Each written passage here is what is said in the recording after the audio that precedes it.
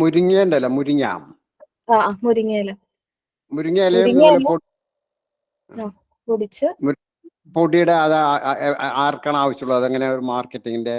മുരിങ്ങയില ആസച്ച് നമ്മള് മുരിങ്ങയില ആസച്ച് വിൽക്കുന്നവരുണ്ട്, ആയുർവേദ കമ്പനീസിലൊക്കെ കൊടുക്കുന്നുണ്ട്. പക്ഷേ മുരിങ്ങയില റിലേറ്റഡ് ആയിട്ടുള്ള പ്രോഡക്ട്സ് ഉണ്ട്. മുരിങ്ങയുടെ സൂപ്പ്, മുരിങ്ങയുടെ പൊടികള്, അതായത് പൊടി എന്ന് വെച്ച് കഴിഞ്ഞാൽ കുട്ടികൾക്ക് കൊടുക്കാവുന്ന കുറുക്ക് പോലത്തെ മിക്സ് ചെയ്താണ് കൊടുക്കുന്നത്. ഡയറക്റ്റ് മുരിങ്ങയിലായിട്ടല്ല കൊടുക്കുന്നത്.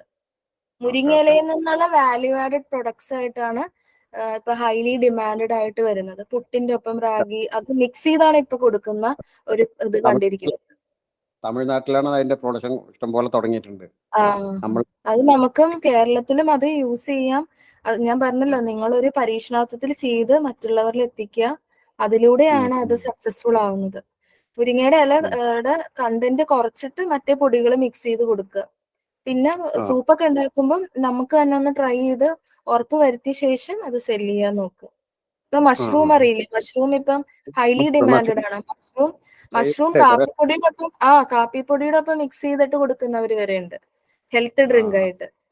അപ്പൊ അതും ഇന്റർനാഷണൽ മാർക്കറ്റിൽ അതും യൂസ്ഫുൾ ആണ്. അപ്പം നമ്മുടെ കയ്യിലുള്ള ചെറിയ സംരംഭം നമുക്ക് എങ്ങനെ മാർക്കറ്റിലേക്ക് സുതാര്യമായ രീതിയിൽ എത്തിക്കാൻ പറ്റും എന്നുള്ളത് അത് നമ്മുടെ ഒരു ക്രിയേറ്റിവിറ്റി ആണ്.